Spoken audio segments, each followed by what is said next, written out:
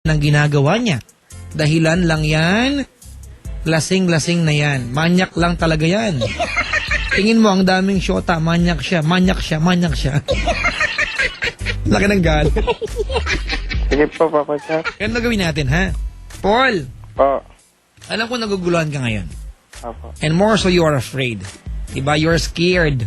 Diba? Dun sa resulta, sa obligasyon na pwedeng, diba? Dala-dala ng kalokohan ginawa mo. Diba? Opo. You know, sometimes mga kaibigan sa Ilonching, diba? Our lives can change in snap of a finger. Diba? When we do something really stupid at nakagawa ka. If it might change your life, I hope it's for the better. Magkakaanak kung sakasakali.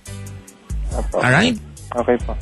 For now, ang sa akin lang, hindi ko alam kung kaya mong gawin, relax ka lang muna. Okay Kaya po. mo, ang usapan dito, menstruation. Kung dapat magkakaroon siya kahapon, hindi siya nagkaroon, baka meron na, i-text mo nga siya ngayon, tanong mo, meron ka na ba? Diba? Tanong mo lang. Opo. Kung sakaling buntis naman talaga siya, diba? Nakakahiyaman sa bata na kailangan magdaan sa DNA test. At sa bata nakakahiya, di ba? Parang yung bata sa bata ako nahihiya, mga kaibigan. Mahiya kayo sa sanggol, di ba? Ito napakaharot din, malandi at manyak na babaeng ko. Di ba? Pag-ipon ka pa, DNA test ka. Sige po. Di ba?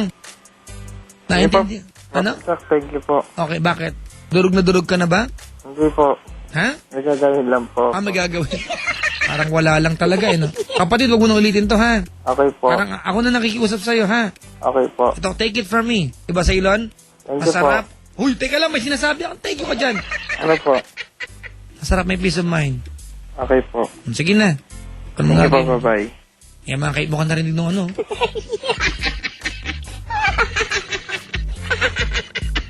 Papa Jack, karma po sa kanya yan. Di kasi siya sincere sa GF niya. Buti nga sa kanya. Kakainis, no? Gawa-gawan, tapos sasabihin, lasing po kasi ako, pekto. Saan kita? Alam po natin ang ginagawa pag lasing tayo. Minsan, kapos lang sa tamang desisyon. Di ba? Oo, kapos lang. Alam natin, imposibleng hindi. Papa Jack, actually, di po yan safe. As in, malamang talaga pregnant yung girl within 48 hours after may nangyari sa kanila. At, nai-release sa loob, positive na makabuo. Po. Taks. Ang ganda ng usapan na. Tawagan nyo nga mga kaibigan, ano? Mayroong programa si Binibining Chas ka San Diego sa DZRH, baka matulungan kayo. Hapon to, hapon. Magagabi.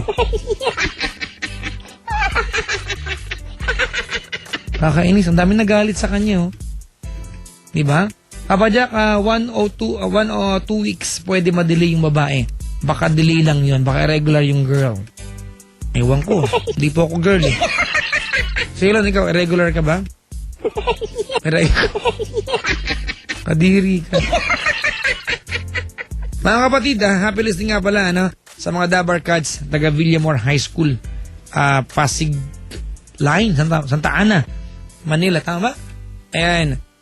Pati sa mga parents ko, sina Johnny and Yoyi, San Jose, at lalong-lalo si tita ko na gabi-gabing nakasubaybay sa TLC at Wild Confessions. Tita mo, nagwa-Wild Confessions. At si Lily Acosta, at sa kumpare ko na si Dante Decena, from Joe Emanuel, San Jose. Taray.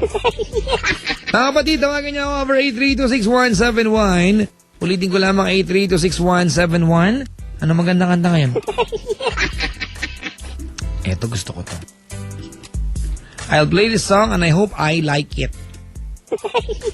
Ako lang talaga. Alain mga kaibigan, para po sa inyo lahat. Tawag sa akin, 8326171. I-download nyo na po yung aking ringback tone. Parang awa nyo na. Just text in Papa Jack and send that to 2600.